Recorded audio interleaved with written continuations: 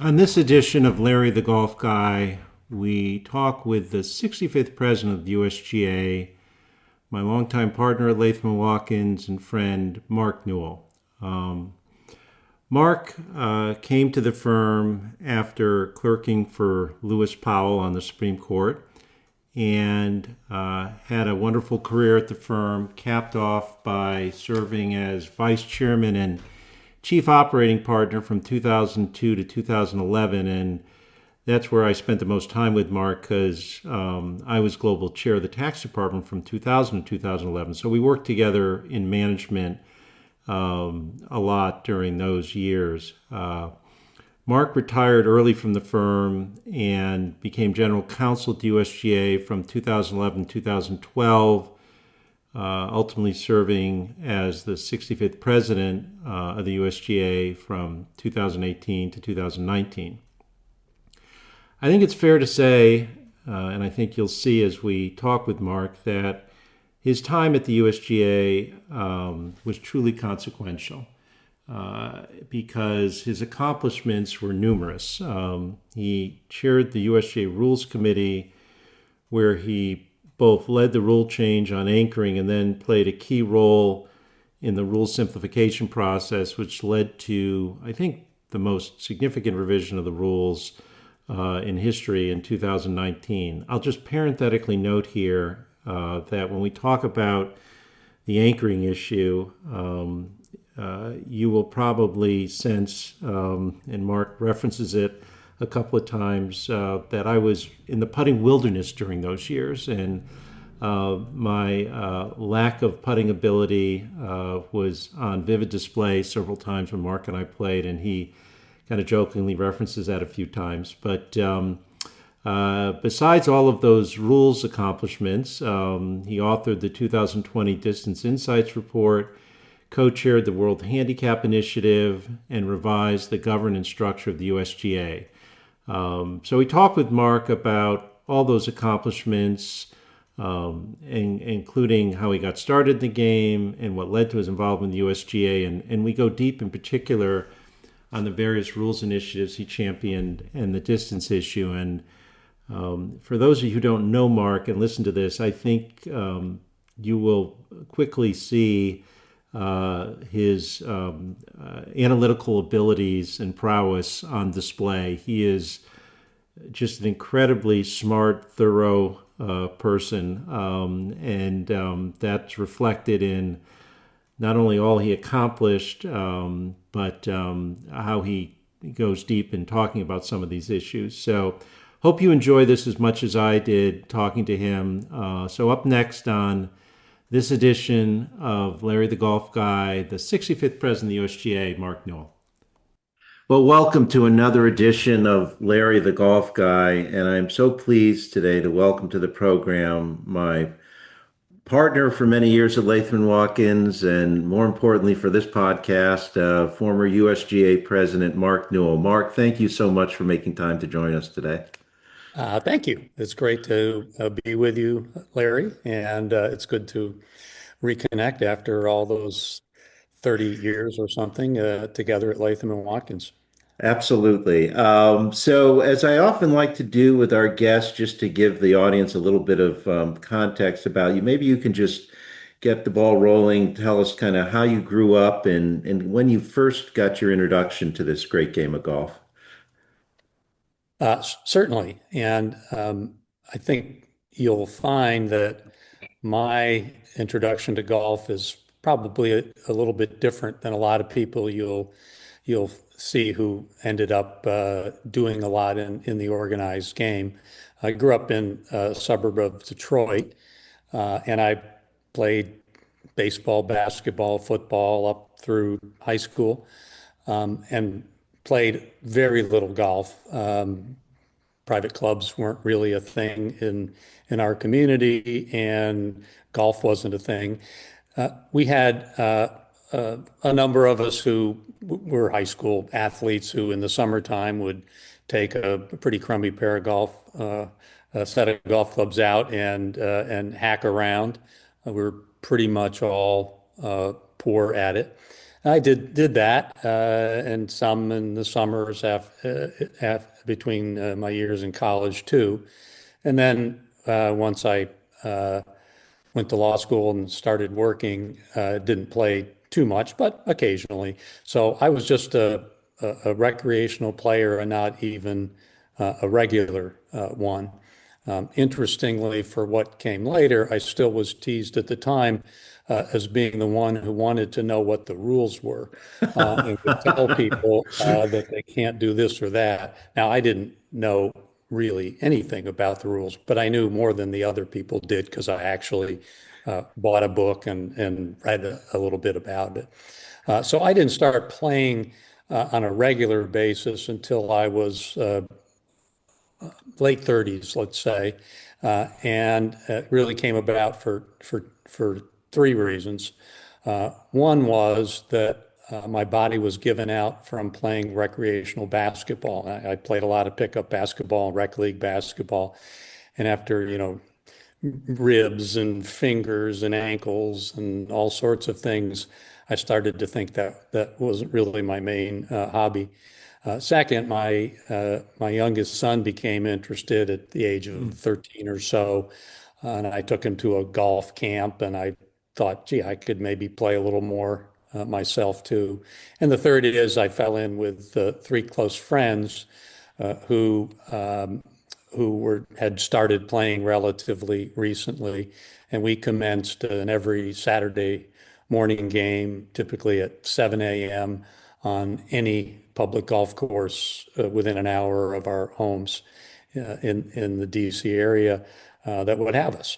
And so I began to play regularly at that point in time. Got it. Okay. And yeah, and I know obviously you were in the DC office and lived in Northern Virginia. And so you it was a large number of courses, right? You kind of went all over the area there. It wasn't like you just had one set course or anything, it sounds like. Well, that's absolutely true. We had this group of four. One always drove.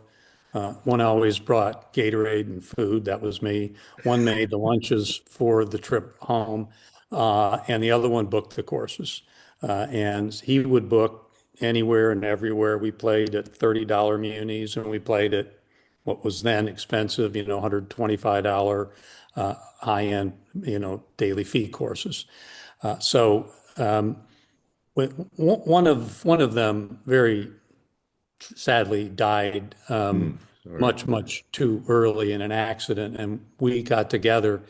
This was like around 2008, and made a list, and it was somewhere between 50 and 60 courses that we had Wow. played Wow. within about an hour of our house, and only about three of those was a private course that somebody, got us onto once. So it was fun, and I will say that it became a lifetime lesson about golf, even as I later joined Robert Trent Jones Golf Club 2006 and became involved with the USGA later. It became a lifetime lesson that the fun of golf is being outdoors, being with friends, uh, giving each other crap, having friendly competitions, and getting closer and closer as we drove to and from the courses and shared what was going on in our lives. And the fact that we were playing courses that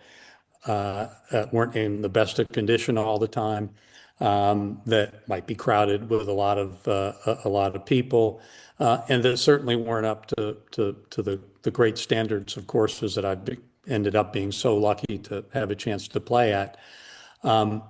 I'd rather go out with those guys on a municipal golf course at 7 a.m. on a Saturday morning than play by myself at the best golf course in the world. Yeah, no, I totally can appreciate that and agree. So, um, you obviously, had a long and illustrious career at Latham, very busy guy. You were vice chairman on the executive committee, and then you get involved with the USGA sort of towards the tail end of your career at Latham. Maybe just tell us kind of how that opportunity came about for you. It was not through planning or preparation or hard work. It literally came out of nowhere. Um, as you know, I was vice chair of the firm for 10 years. And toward the end of that time, I was kind of feeling pretty burned out from, growing across the world and all the work. Understandably, yeah. I mean, I'll just got to interject for people who, I mean, it is the chairman and vice chairman. I mean, we're talking about a law firm, even then that was, 1,000+ people, I'm sure. And the travel and stuff for both you and, of course, Bob Dell, who was our chairman, is just immense. So totally get the burnout. Yeah. Sorry, but go Well, and ahead. so I decided I would retire early at 55. And I had told Bob Dell, who you just mentioned, I think in the spring or early summer of 2010, but weren't going to make an announcement to the firm until, I don't know, the business meeting of 2011. I ended up retiring at the end of that year. And a few weeks later, he got an email from Walter Driver, who was the chair of King and Spalding and had been a president of the USGA and was on the nominating committee as a past president. And he was inquiring of managing partners of major firms, of anyone who might be interested in being considered for volunteer general counsel, which was a position that was essentially on the executive committee. It wasn't technically, you didn't vote, but for every purpose, you were a member of the executive committee. So Bob, knowing I liked golf, sent that over to me and said, "Are you interested?" I said, "That sounds intriguing. It could be a fun couple of years." It was supposed to be a 2 or 3 year thing. And, my immediate reaction to Bob was, why in the world would they want me? I haven't been involved in organized golf in any way. I'm not a really good player. I'm just a guy who loves to play and who, knows something about the history of the game because I read a ton about it. I follow it, but why would they want me? Anyway, I sent it in. I interviewed with Walter and Fred Ridley, who was the other person on the nominating committee at the time as a past president. Heard nothing more for about 6 weeks. Assumed it was over, and I got a call and asked me to do it. So I went on as the volunteer general counsel in 2011, anticipating that, well, I hadn't known what I was going to do after I retired from Latham, that I would find something. And this was not a something that was ever in my mind, and just thought it was going to be a 2, 3 year bridge to who knows what. And obviously it turns into a lot more than that. And we can talk about some of the different areas of focus, but the one maybe to start with, you kind of mentioned a little earlier when you were talking about, you knew the rules a little more relative to your friends, not necessarily an expert, but you certainly became one in fairly short order. I know you may remember this. I remember at some point watching the President's Cup live from Korea, and I'm watching, and probably, as you later joked with me, one of 12 people in the United States watching it at that hour. And there's Mark Newell as the referee walking around at that. So you became quickly got immersed in that. How did that sort of happen? Because you obviously became, not only an expert, but and chairs the Rules Committee and end up playing a big role on the revamping of it. So how did that come about? Uh, I can tell you generally and specifically, the general thing is that at the time, although I don't think it's been true for many years now, it was not uncommon for people to join the executive committee without being rules qualified, without being a rules expert, and to study and take the exam and become one. That was in part because in the past, a lot of the refereeing at events was done by members of the executive committee, so that was done. In my case, it it really came about through anchoring, and I say that Ah, because okay. and that's a topic I'm sure you might be interested in. Yeah, absolutely. In so I joined the committee in 2011. It was a fairly quiet year in terms of the amount of time I put into, unlike the next 8 years, which was pretty much full time. Um, and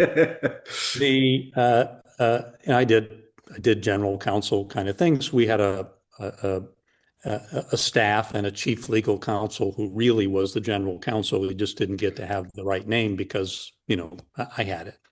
And so I did a variety of legal things. But toward the end of the year, the executive committee decided that it was going to take on the question of anchoring. Anchoring the stroke that summer and well, spring through fall, I think there had been an increasing concern about it, increasing publicity about it, as some major events and some other large events were won by people with belly putters in particular, and a lot of talk that juniors were now being taught right from the beginning that this is the right way to putt, and it was really going to change long term the nature of the game. That it gave people the potential advantage, and that wasn't good. And so I became significantly involved in that in the beginning of 2012, end of 2011. You may recall there were legal threats. There were, lots of opposition from the tours, from PGA of America, equipment manufacturers, and lots of discussion about how the game was going to be destroyed, and lots of recreational players were going to quit because they wouldn't be able to putt anymore.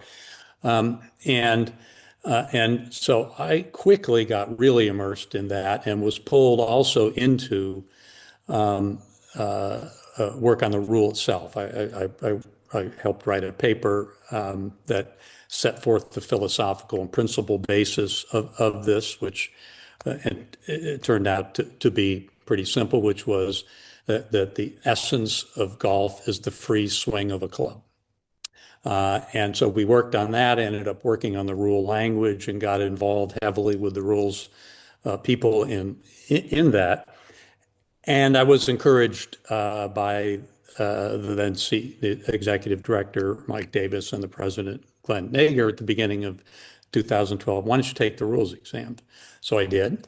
And surprisingly to me, I passed it and became rules qualified.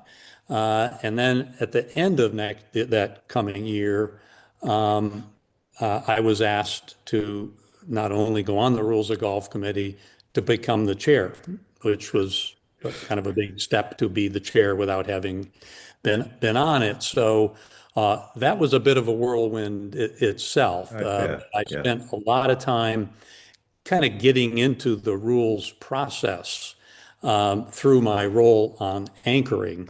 And so I didn't come in kind of completely cold, but I was pretty chilly. It's funny. I should have realized the anchoring timing coincide with you. I never thought about that. I mean, just before we get more generally into the rules, are you, and it's just funny you mentioned that, right? Because Akshay just won, a week or so ago, and that gets talked about. I mean, how do you sort of think about how that ended up working out? Are you kind of happy with the way that sort of resolved itself? Because I mean, there are people who, I mean, I'm sure you looked at every permutation of it, but I mean, there are people who would sort of say, well, it's not anchoring, but you're kind of, that's not really a golf stroke, but then again, it is not anchoring, so it's not attached. I'm just curious kind of how you think about it, the way it's Yeah. evolved. Well, yeah, I will say as a conclusion that I think it's turned out as well as could be expected, and it accomplished what was intended by the executive committee of the USGA and by the RNA, what was intended to be accomplished. One thing, just as you're saying, there were sort of two forms of anchoring. One that had been happening for quite a long time, which was the long putter being anchored to the chest. I don't know if Right. you ever know anything about that personally.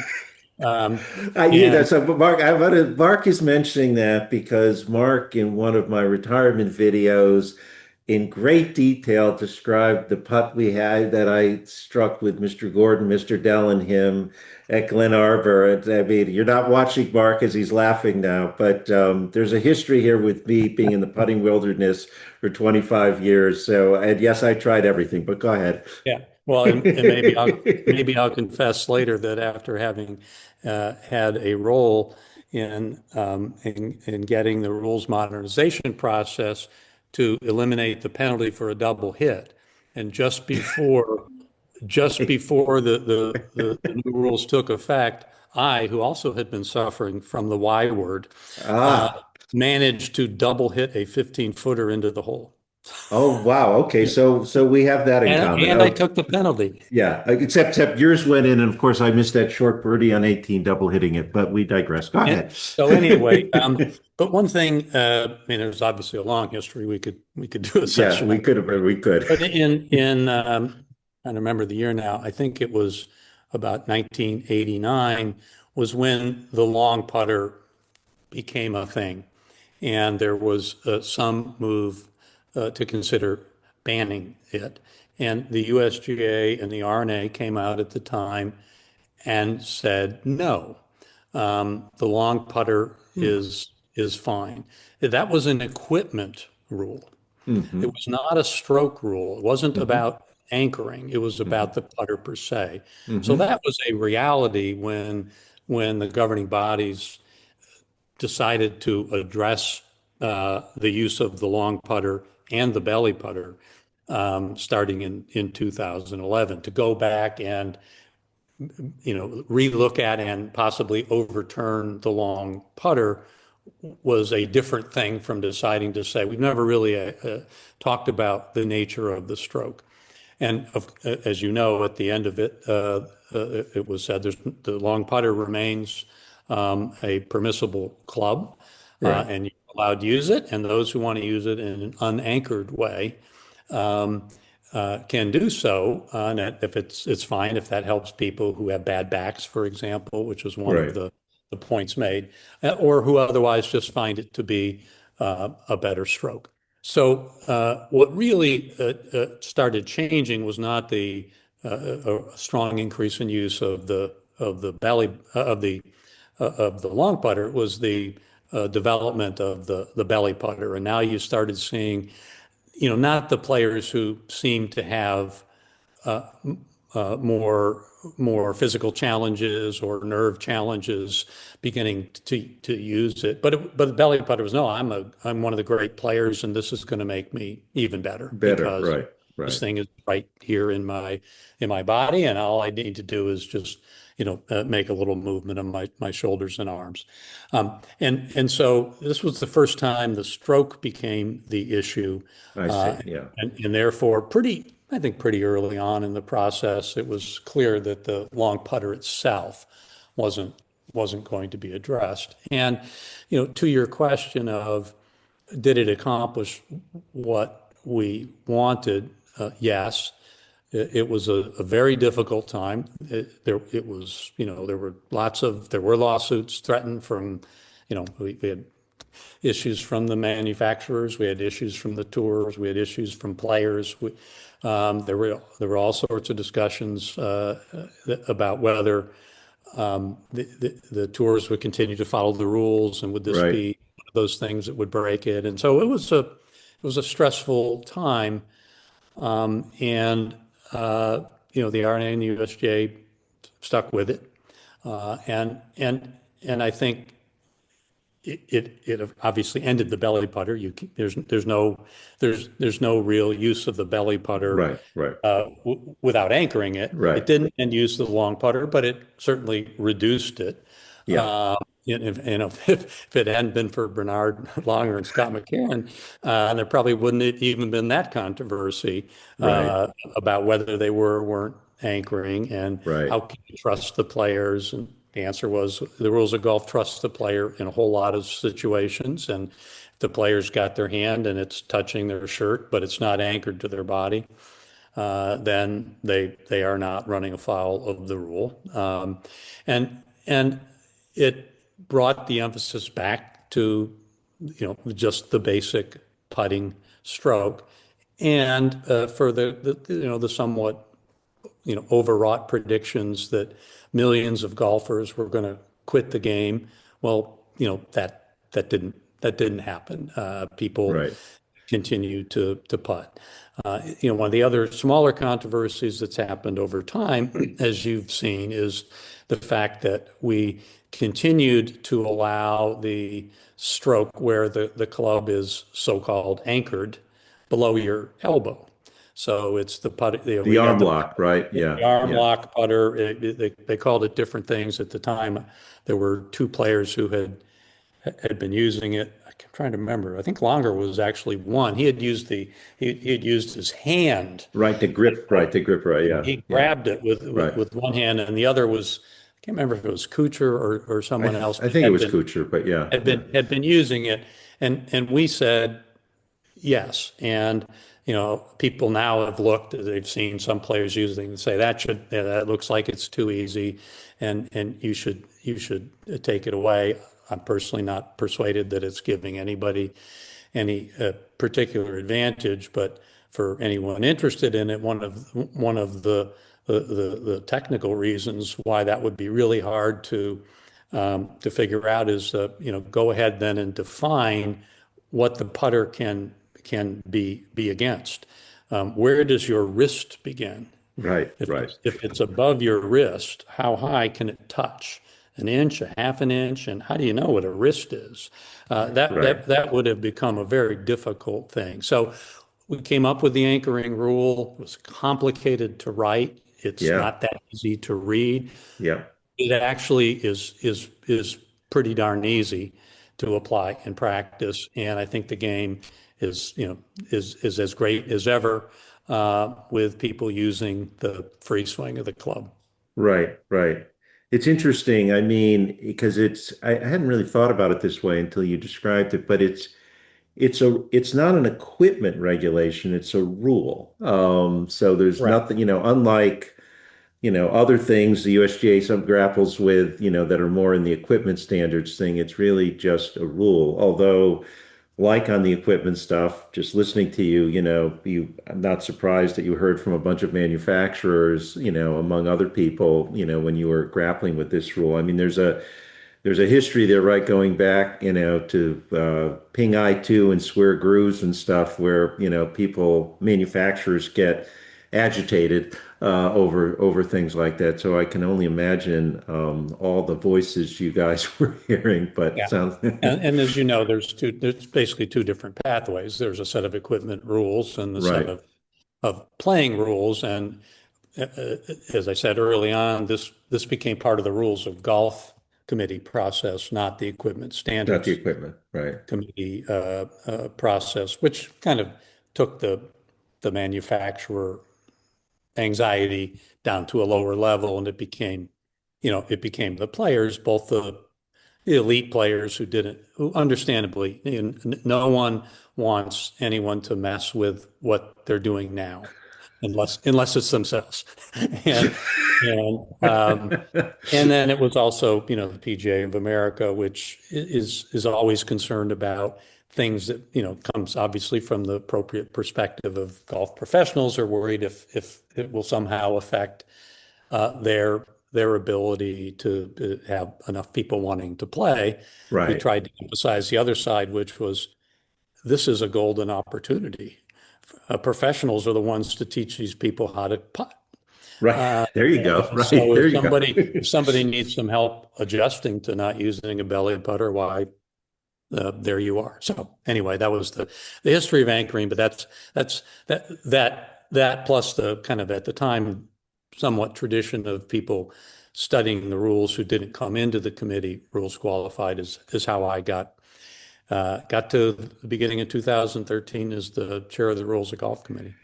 So just continuing in the rules vein, I mean, I know, served on that committee, chaired it, as you said, and then just rolling the clock forward a little bit, you get involved in the overhaul and simplification of the rules. We had David Bonsall on actually a few months ago. I know from the RNA, and as USG often does, they're working, hand in hand with the counterparts at the RNA, and it led to a pretty major overhaul in 2019 of the rules. I am not only not rules qualified, I'm not rules semi-qualified. I mean, having played golf since I was a kid, I remember picking up the little USGA book and reading it. And but all sorts of things got changed, terminology and stuff. And it was a pretty major overhaul in 2019. Maybe what were if you could talk about what were kind of the goals of that effort? What were you guys trying to achieve? And do you feel like you met those goals? One thing I'll just note, since you summarized it, is this was by far the most major change to the rules of golf at one time in history.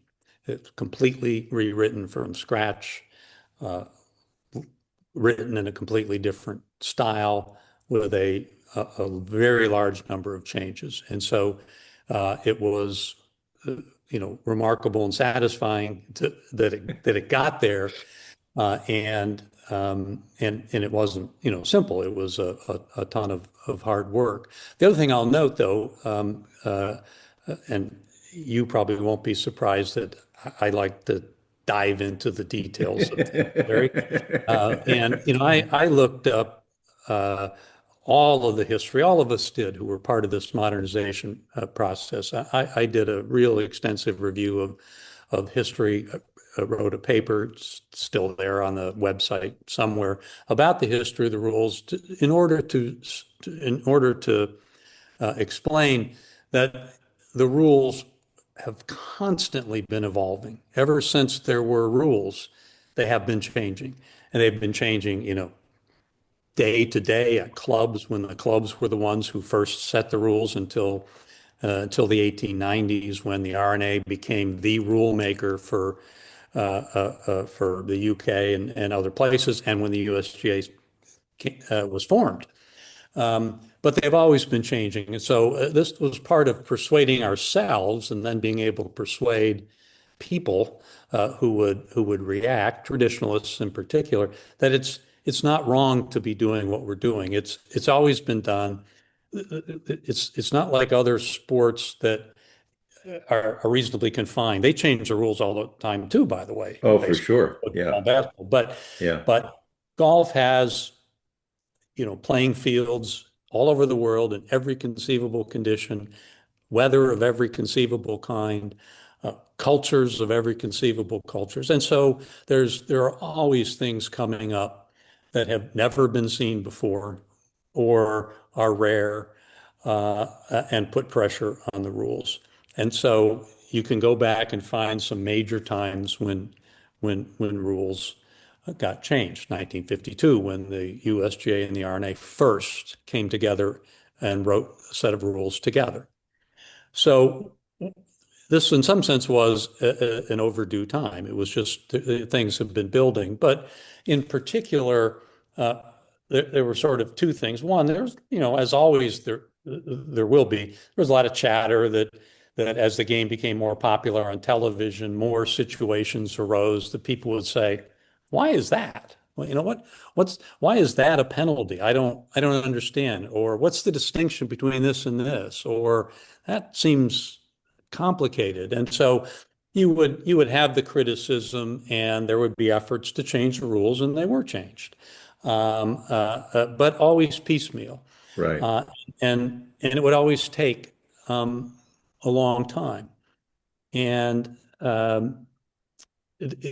and I would just say the nature of the rulemaking process has always done that. You have the RNA Rules of Golf Committee, the USGA Rules of Golf Committee, and the Joint Rules Committee, which consists of members of both. So the RNA Golf Committee meets, there's a bunch of topics.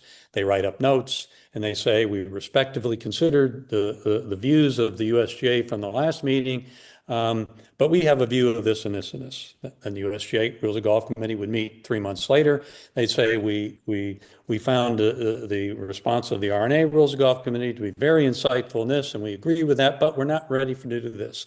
Then the Joint Rules Committee would get together and they would try to get this toward a thing, but it had no power. It doesn't resolve these. It just further discusses them and sends them back. So it's kind of an intentionally deliberate process, but it's also a separate process. You have the R&A committee and the USGA committee.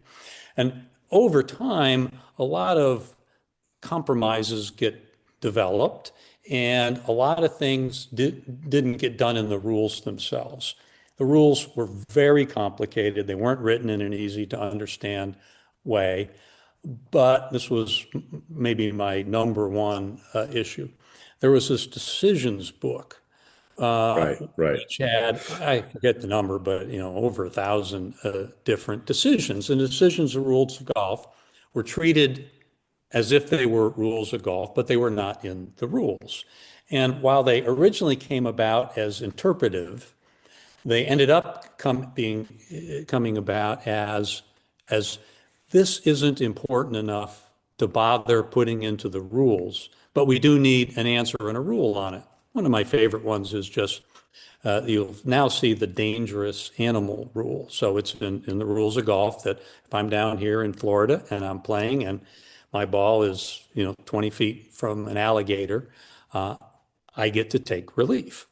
And you might laugh at this, but we have a former partner named Maureen who was playing golf with me here and asked me what she was supposed to do. And I said, well, you could put it like right about back here where you feel reasonably safe. She said, if that's what it is, I'm throwing it out there. Threw it about 40 yards away. I'm just gonna interject. It's just good having two former Supreme Court clerks analyzing a rule situation. I love the image. Go ahead. So that is now in the rules of golf. Well, before 2019, it was not in the rules of golf. It was in the decisions.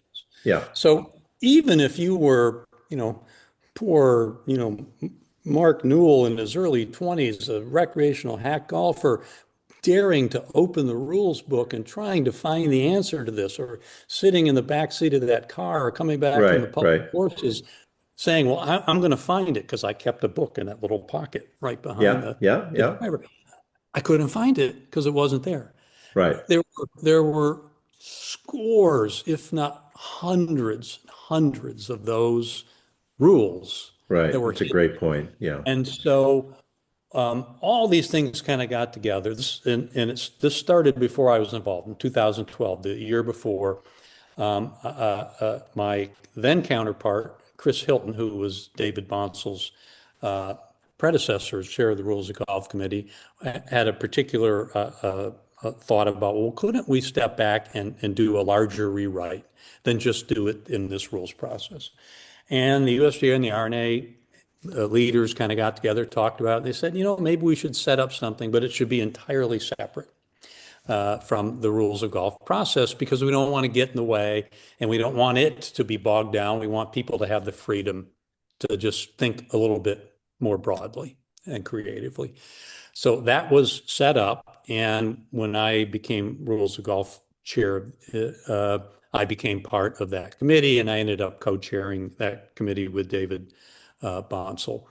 And one critical thing about it is it was small, 10, 12 people, some people from the USGA and the R&A, a couple of people one from the European Tour, one from the PGA Tour, one who had been a former LPGA official, now involved with the State and Regional Golf Association, so brought a lot of perspective. So it was a small group, but it was one group. It wasn't the USGA process and the R&A process. And it thrilled me no end as time went on that you would have dynamics like, I'll just make one up, the chair of the Rules of Golf Committee of the USGA and the staff director of rules at the R&A passionately arguing for X, while the chair of the Rules of Golf Committee of the R&A and the director of rules at the USGA were passionately arguing for why. We became, it took a little while because those dynamics of we and they are there, but we became one group, and it was really, really important to being able to get this done. Right. So it started the process. No one immediately went in, okay, let's change these 6 rules. Came back and said, well, let's set this up and let's study some history. Let's identify a whole lot of, I think they were called project sheets. And so they were assigned to different people and they had to write them up. And we went in and talked about them. And at first, it was like one might have expected. It was hard to get change over the finish line. No, I just don't think we can do that. We've been doing that for 50 years. Well, I'm not sure how that would work. I don't know that our bosses in our organization are really going to be comfortable with that. And I'll confess up front, I was on the more radical end of wanting to look really hard at change. But we had some great meetings. We met 3-4 times a year in different places, and we got over a couple of important humps. And then, it was kind of like you had been climbing a little hill, and then you started down. It was like, if we can think about that, then Right. we could think about that. Yeah. Well, if we're going to do that, why don't we also think about the whole thing? And so it became possible to really start looking at significant change. And that did start happening. We started drafting, I don't recall, maybe in 2014. So it was almost a year and a half before there was significant drafting done. I ended up holding that pen a lot, and which also goes to my background, obviously, Sure. Yeah. at the firm and as a litigator, and the kind of freedom I talked about also created freedom then to take on dozens of these hidden rule issues that we weren't even talking about. But I would just go and find them and say, and just put them in the next draft and say, hey, look, here's what it would look like if we put this in the rule. And here's what we look like if we put that in the rule. Or we hadn't even been talking about this. This is a minor thing. But if we made this tweak, we could do this. And it was a way to tee them all up for discussion and input. Everybody got to draft and redraft and talk and disagree, and lots of things got taken back out. But it created just an ongoing process. I mean, draft after draft after draft after draft changed, where we were ultimately able to talk about pretty much everything. Yeah.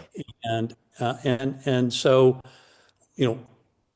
what we were trying to accomplish also, I think, evolved. Right at the beginning, it was referred to as the rules simplification process, but people started to realize that simplification is just one thing, and in fact, a number of the problems in the rules were things that were too simple.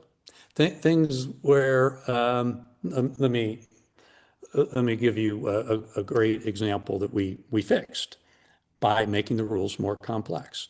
In 2016 at the Masters, Billy Horschel was on the 15th green, and he was down somewhat toward the front, so it's a bit of a slope up toward the hole, and there was some wind, and he's lying there, I think 3, marks his ball, lifts it, has it cleaned, puts it back down, then walks around behind the hole to take a look, and the ball rolls into the water.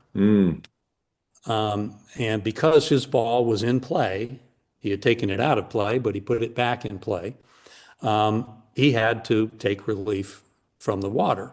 The fact that he had marked it didn't make any difference. And so he ended up deciding, I think correctly, that he needed to replay his shot from the top of the green that had taken it down there in the first place. And it was a penalty that people looked at and said, I don't get it. We know where his ball was. He already marked it there. Why is the wind blowing it? Well, Because if your ball's in play, it's in play. That was the rule. It was simple. And, and people ended up getting on board with the idea, yeah, it just seems like it ought to be the case that once you've marked it, lifted it, and replaced it, it it owns its spot on the green until you play it. So now, if that happened, he would just put his ball back on the estimated spot where it was. That's complex because now you got to know that that's an exception, right? And furthermore, you have to know that if your ball was sitting right next to his and you hadn't marked it and lifted it and replaced it yet, and the wind helped move it down into the water, you would still need to have a penalty because Yeah, your ball is a ball in play. So this is a trivial example, but one we talked about a lot. Well, why don't we I can just, see. Yeah, once it yeah, comes to rest, then it owns its spot at the green. Oh, how do you know it came to rest? What if you're 100 yards away and you see your ball and you think it's at rest, and then 10 seconds later it's rolling? Are you going to go up to the green and decide, no, no, it originally came to rest back here, even though we weren't here to see it? So this is a small example, oh, it's a but an great important example. one Yeah, yeah, of making the rules more complex because of a different desire, which was to make the rules seem fairer, consistent with the principles of the game. Okay. You know, his ball had come to rest because he marked it and lifted it and put it back. And intuitively, that didn't seem like a right outcome. So we'll make that rule a little bit more complex to get there. So we ended up calling it modernization, and that was a nice catch-all phrase because it included simplifying things, and we did simplify a lot. We simplified the language a lot. We put lots of examples in the rules, et cetera. Um, we took away a whole bunch of penalties for many things, including some of the obvious one, ball moved on the green, or you moved your ball during search. That you remember the oh, yeah, silly yeah, examples of yeah. players not wanting to join the search for their ball because they might step on it Right. and it would be a penalty, but all the spectators and Spectators. marshals Right, right, look for it. right, So now we fixed that. So if you step on it, you were taking reasonable actions, no penalty. But we also changed it so now you don't get to drop it and have it possibly land on top of the thick grass it was in. You have to replace it right where it was. So if you right, stepped on it, and it was below the grass, you have to put it back. No right. penalty, no benefit. So all of this stuff, as you can just imagine, it takes a long time to talk about, and we're ending up talking about hundreds of scenarios, but taking away the penalties mostly served for simplification and perceived fairness. You want penalties to seem like they're the right thing. And so we kind of ended up with all of those things: consistency, fairness, simplicity, easier to apply and understand.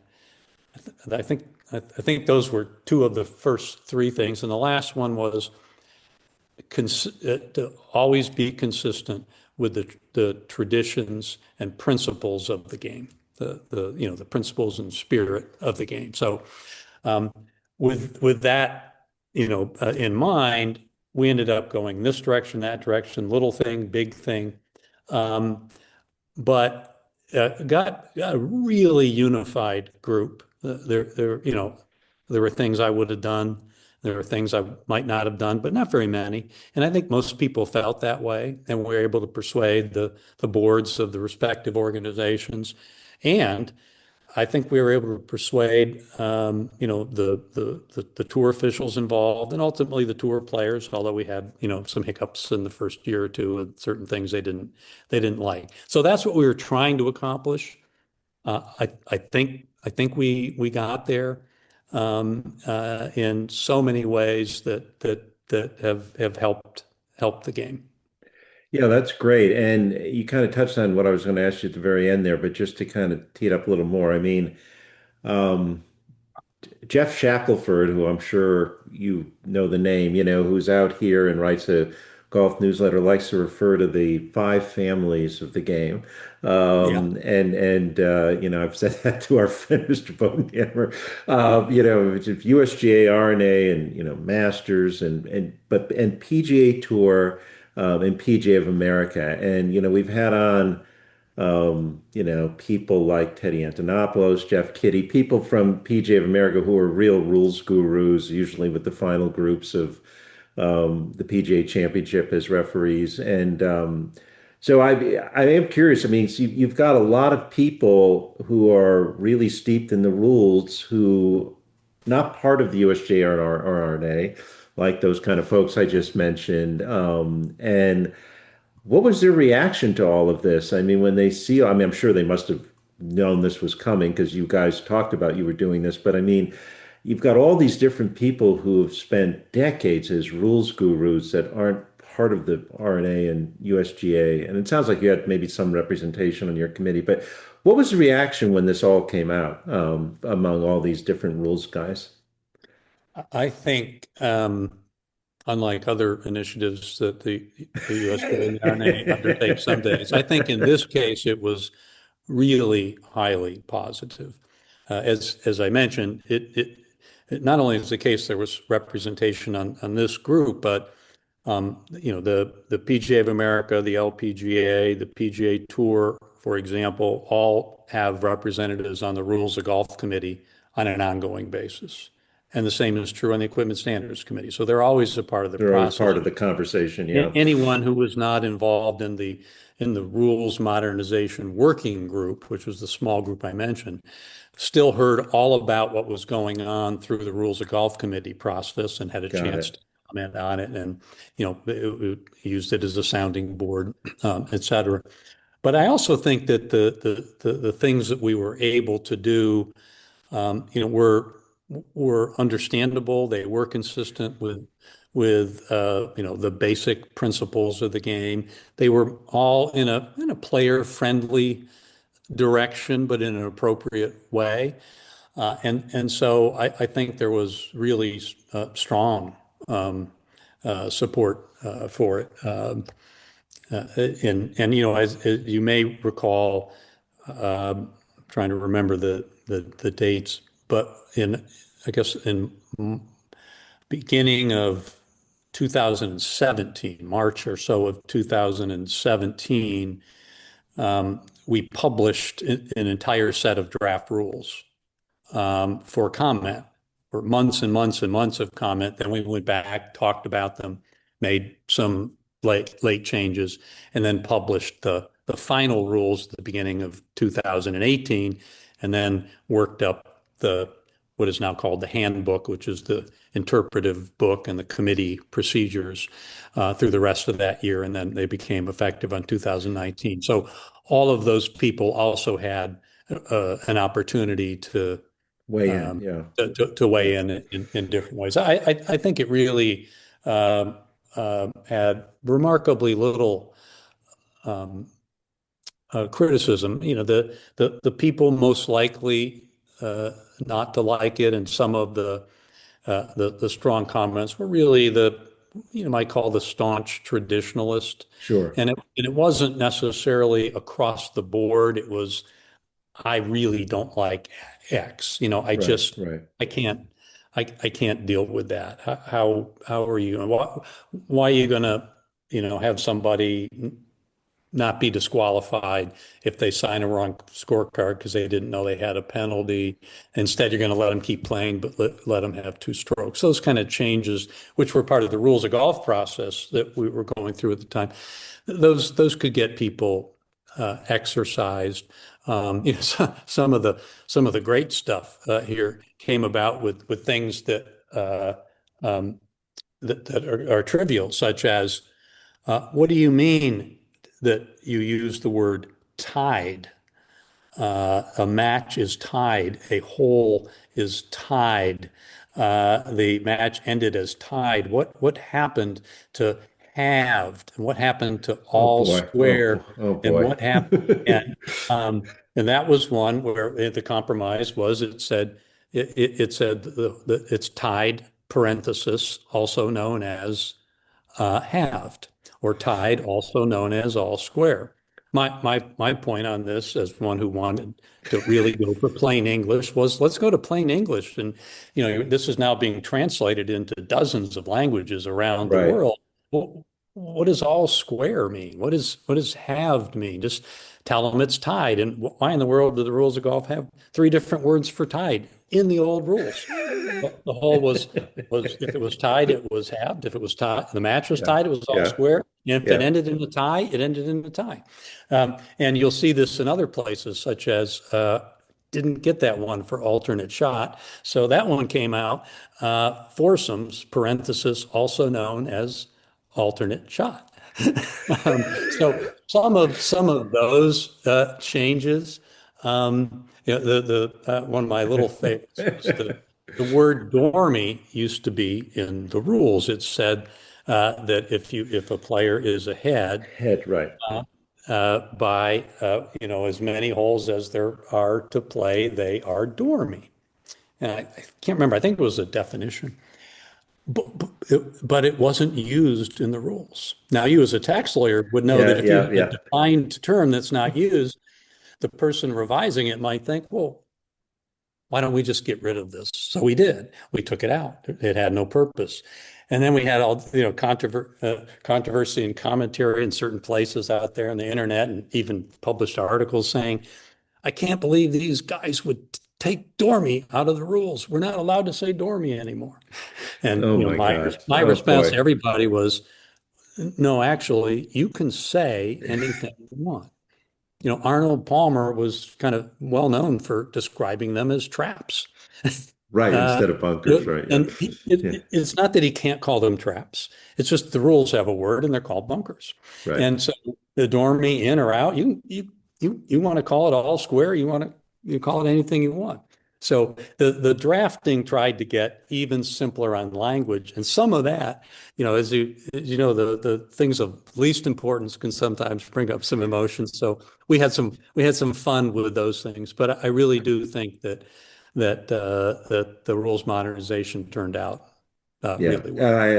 And from everyone I've talked to, I mean, we have obviously people at the Southern California Golf Association. Jeff Nineman, our CEO, is a pretty good rules guy. He actually goes and works with the USGA at the US Opens, and from him on down, everyone has nothing but praise for it. So I would certainly agree with you. It worked out well. Let me let me ask you about something else. I mean, you were involved with so many different things during your tenure there. One of the other ones, which is still being grappled with today by your predecessors, but I know you were involved in, was the distance project. I mean, I think you were one of the people who were involved with that. Was it 2020? The Distance Insights, I'm trying to remember when it was published now, the Distance Insights report. But maybe, just because I know you've thought about this a lot, kind of maybe for our listeners, why is the distance a problem? Well, distance has been talked about as a problem for, you know, uh, 125 or more years. It's another one where it's great fun to go back and read the history and find out that this next development and next development and next development were creating real problems for Right. for golf courses. So it's always been there, but it obviously is accelerated in the last decades. The introduction of the big-headed driver and the Pro V1 and similar balls really set off some larger distance increases that led to the so-called statement of principles. You may or may Right. not I do recall. I remember. think it Yeah. was 2002. I'm a few years removed from this now, but I think that's what it was, where the USGA and the R&A more or less said, we're very concerned about distance, and we think if it goes significantly farther, we may need to do something. And then everybody debated for the next, many, many years, how much is significant and the like. And so this was an issue, certainly talked about throughout the time I started on the executive committee. I was on equipment standards and joint equipment standards for some years too. So it was being talked about, and the issues. Well, let me just step back. So in 2018, we decided to launch the Distance Insights project or study. Spent a long time gathering data and input from everyone that you could, the general public, the manufacturing industry, the tours, PGA, everybody, and did a lot of study of our own, all sorts of data in every way that you could imagine, and ended up publishing the Distance Insights report in February 2020. So this basically occurred during the time I was president of the USGA, because I ended that month. And there's a paper, 15, 20 pages, that went on top of the report. This is the conclusions paper. And I was very involved in helping to prepare that. And it lays out what we were most concerned about. And it was really two general things. One is that increasing distance it is threatening to change some of the nature of golf. That golf is about, I mean, it's about a lot of things, but it's about using your skill to navigate a whole lot of different challenges on a golf course with 14 different clubs, having to hit shots of many different kinds, and thinking about, spin and height and roll and wind and everything like that. And at golf, for a very long time, it's become kind of embedded in the nature of the game that there's a concept of kind of greens and regulation and par.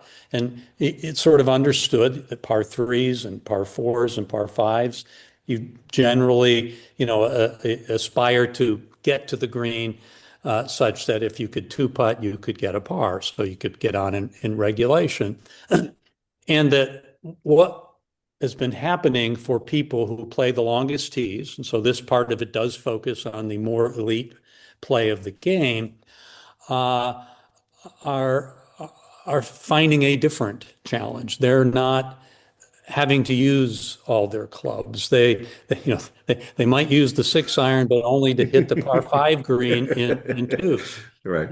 And they weren't having to play the same shots. And some of that, some people would take off into questions about club specifications. Right. And we were not focused on club specifications, although understood that the drivers with the forgiving faces and the big face, et cetera, were making it easier to just swing as fast as you could, and that would even increase distance more. Understood that those things are there. Equipment, people are always continuing to look at that. But the distance itself was just starting to change the nature of some of these, of the way the game is played. And that as a response, an understandable response, the longest tees were being made longer and longer and longer, both at golf courses and in the setup of elite events. And newer golf courses were thinking, I want to play some of those events, or at least a high event. I better make this 7,600 yards, maybe 7,800 yards.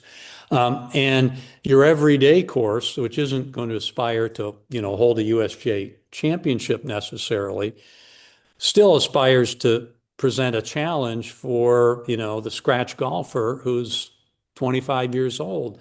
And if they can hit the ball more than 300 yards consistently, what is that going to do to the nature of the game? And so this study kind of looked both philosophically at how the game is played. It looked at the data on what has happened with distance over more than a century. And it looked at what is happening to golf courses and demonstrated, I think, very, very persuasively that golf courses have been getting longer and longer, that their clubs are spending more and more money periodically. Maybe it's just moving bunkers, maybe it's putting in new tees, maybe it's lengthening holes, maybe it's acquiring land, but that it's happening and it has been happening. And courses that are prized and haven't been doing it are finding themselves, just out hit by the longest golfers. If they're only 6,300 yards, that's not going to cut it with people who play at the high levels of the game, or even not quite high levels, but can hit the ball a long way. As certainly, there are a lot of younger guys who can do that, even if they're a double-digit handicap. Right, right. And so, putting all that in place, I think one of the critical parts for us was to say, and we're not saying it's because the PGA Tour increased 3 yards in average driving distance last year, or because of what's happened in the last 5 years. There are all these ongoing discussions about, well, it hasn't been so bad. It hasn't really gone. It's kind of the same. And we said, what we're looking at is this long-term trend, and there's no reason to think it's going to change. And we're not thinking about, is the game a problem today and needs a big fix? We're thinking that in 25 or 50 years, it is just going to keep happening. And why do we think that? Because it's been happening, because it's ongoing, data on that, and because equipment manufacturers are making their clubs better and better. And that's what they're supposed to do. Right. And it's because elite players are getting stronger and fitter. And that's what they're supposed to do. And it's because they are being taught how to swing faster and faster while still hitting the ball where they want it to go. And that's what they're supposed to do. And the teachers are doing what they're supposed to do. And so the courses are lengthening in response to this. And this was a point that I had made. I once had an opportunity as a part of the distance study to meet with a whole series of tour players. And one of the things we had heard from them, understandably, is we don't like kind of being blamed for this. And people say, well, this is because these guys are hitting it farther and farther. And my response was, we don't in any way put the blame on you. You are doing everything you're supposed to do. It's getting better. You're doing it all right. And so are the manufacturers, and so are the golf professionals. Everybody is doing what they're supposed to be doing, but it's our problem as a game. Right. Because fundamentally, it's starting to change the nature of the golf game. at the elite level for long players. And most important, it is really affecting golf courses, and it will keep doing so. And this needs to at least be brought to a halt or slowed down, and realistically just slowed down. So that's what the study said. I came off the executive committee at that time.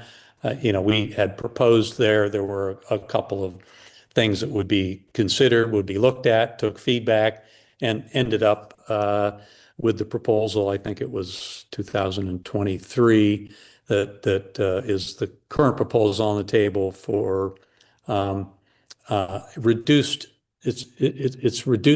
tightened testing specifications. It's not actually a change of specifications. It's testing parameters, which will end up requiring certain balls to be redone in order to meet them. So that's kind of where it came from. And I am a believer in it. I've certainly seen it with respect to golf courses that I know of that have been changed, that they are being lengthened, they are being modernized, is the word used there.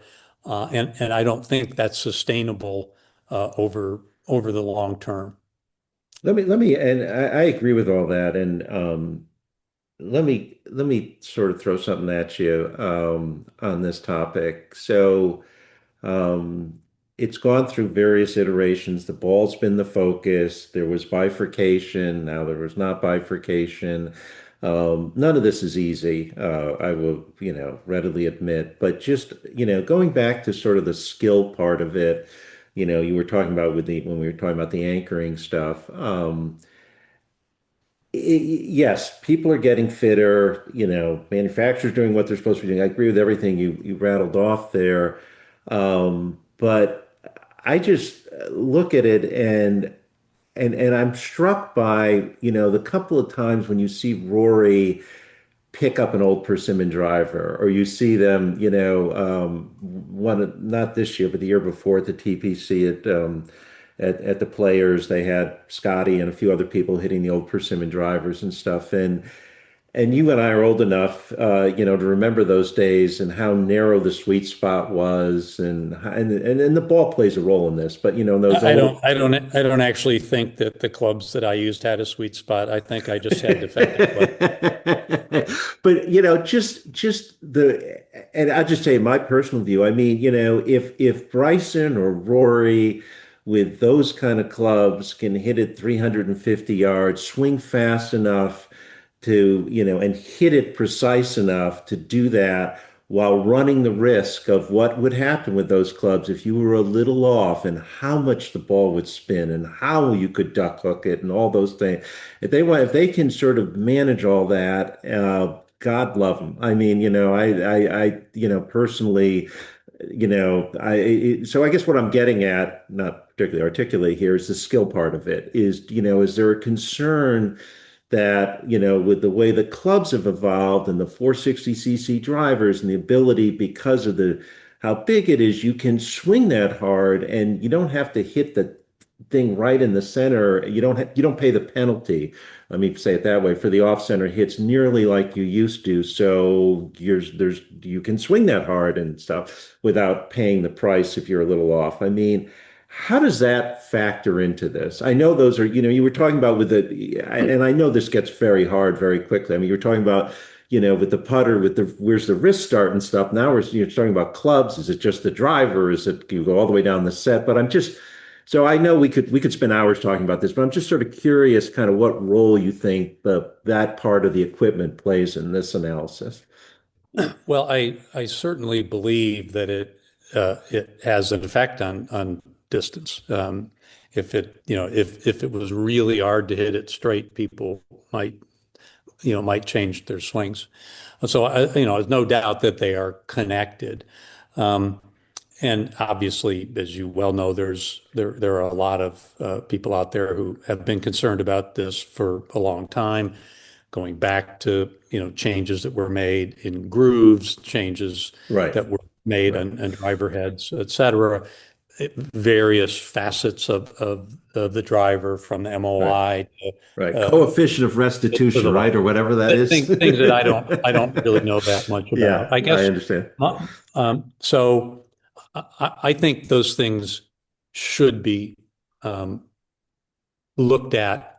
I don't have a clear view about whether they should be changed or what should be changed. And Yeah. the reason I say that is that I guess a couple of things. One, on distance, I think even if you tighten things down, the distance effects are still going to be there. I'm skeptical that if you made people play with older clubs, or you changed the specifications and made it more of a penalty for mishits, et cetera, that you would cause a significant enough change in swing speeds and approaches that would significantly change distance, and now you find that that they're only hitting it 310 instead of 360.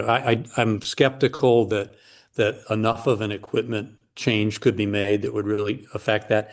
They're just getting stronger, the training is better, the data are better, Yeah.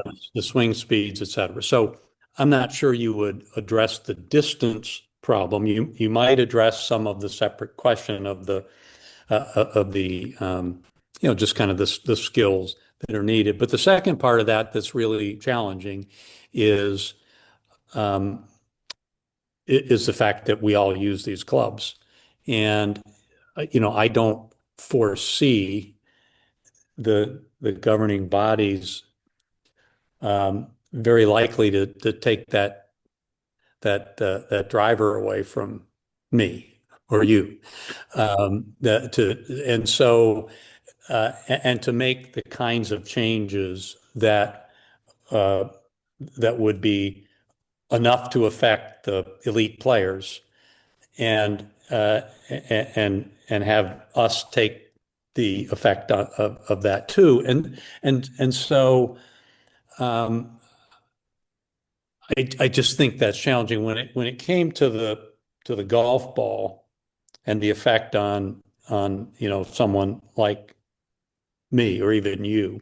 Uh, the the idea of bifurcation of having a significantly shorter ball that could be used was I think it was a practical approach. I still think it could be an approach sometime down the road. They chose, for reasons I understand, not to go down that path. It got a lot of criticism that said, uh, uh, you can't do this. You need to keep the game as a whole.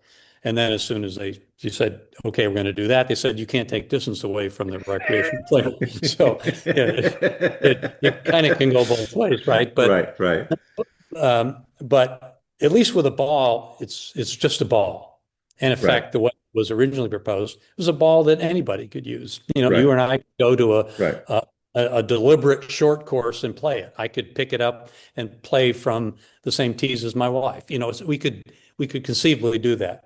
And all the elite players have to do is use a different ball.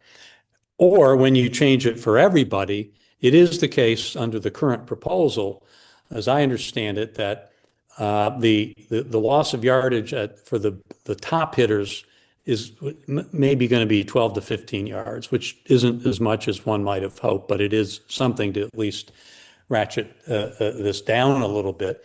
And the effect on me is 2 or 3 yards. I mean, right, right, I won't know the difference, and right, the pros at the club can affect that by just putting the tee marker down 2 yards closer or further away from the hole than they usually do. So, but when it comes to clubs, there's a lot involved in clubs. I there mean, is. there's Yeah. different clubs, and if you're going to make a change on a club, how do you feather that down different Right. club? And what does it mean to have different clubs? If you're a junior growing up, do you have multiple sets of clubs? When do you start using the more difficult clubs? Do you have two bags in your car? There's just a It's whole lot hard. of Yeah, it's hard. complication to think about taking these things down through the bag. Plus, you will hear different people, and I do not profess to have any basis to have a view on this. I just don't have the understanding. But who will say the real issue is it's not how far they're hitting it.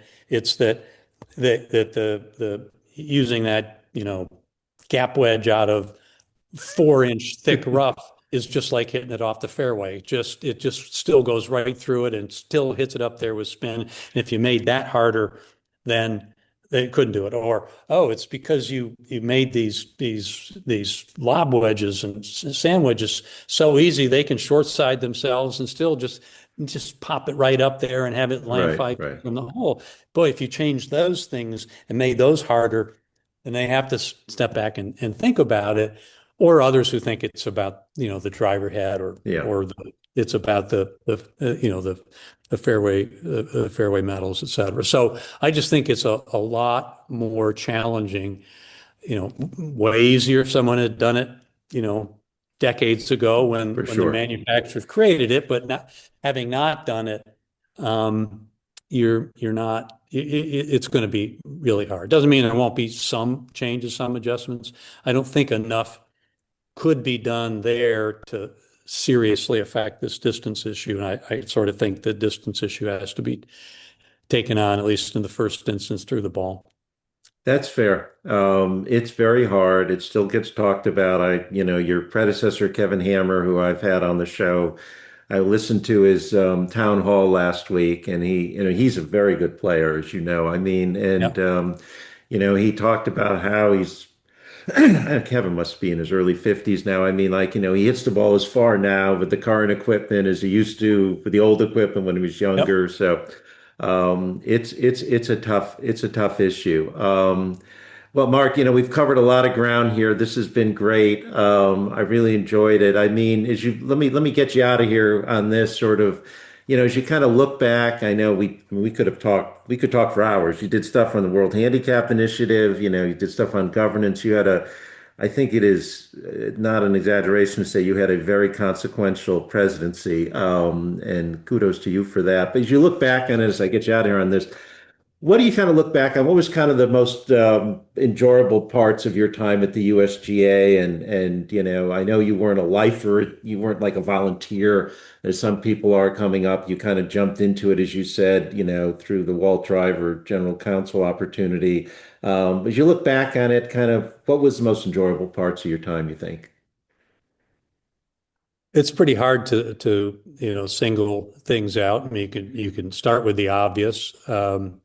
Went to 9 Masters and almost as many Open Championships and lots and lot and all the U.S. Opens and lots of USJ Championships. Refereed in at the President's Cup Right. in Korea. Attended, got to just have fun at the Ryder Cup as president in Paris. That wasn't bad. Oh, that's cool. I didn't I, realize um, that. Yeah. I had I had the interesting privilege of being the first golf referee in the Olympics in more than a century Oh, in wow. I didn't know that. 2016 Wow. when golf came back to the Olympics in Brazil. I happened to be assigned the first match out of the Wow. first day. And so I told people that for one hole, I was the only official in history, only official in the world who had a chance to make a bad ruling in the Olympics for more than a century. So all of that was and many more was obviously tremendous. I got to play tons of great golf courses at different times. Um, I think one of the obvious things but really true was meeting a tremendous number of really interesting people. I Uh, bet. uh, Great friends I have today, I met through the RNA, obviously many through the USGA Executive Committee and staff, people from other parts of golf. That was great. There's huge talents of many different kinds. That was fantastic. For me, the things I most I guess I'm maybe proud of, but also feel good about in terms of just how they came about. One had to do with the executive committee and the USGA as an institution. We were on an ongoing evolution of kind of a executive committee run organization Right. Right. from way back when it basically did run the whole organization, didn't have that many employees, to a more professional one. And there was a lot of change involved in that. And I kind of helped oversee some governance changes that helped cement that and really tried to move things toward a really clear understanding that the management and staff of the USGA runs the organization. They have the expertise. They like a corporation, run it, and the executive committee, like a board, Oversees it. Yeah. oversees it. And we've really accomplished that. Although there are still certain areas where the nature of how things have been constructed, the executive committee is more than just a board. And that's probably the other part that I feel really good about. I was involved in a lot of things, a lot of different committees, but I did get to be part of three key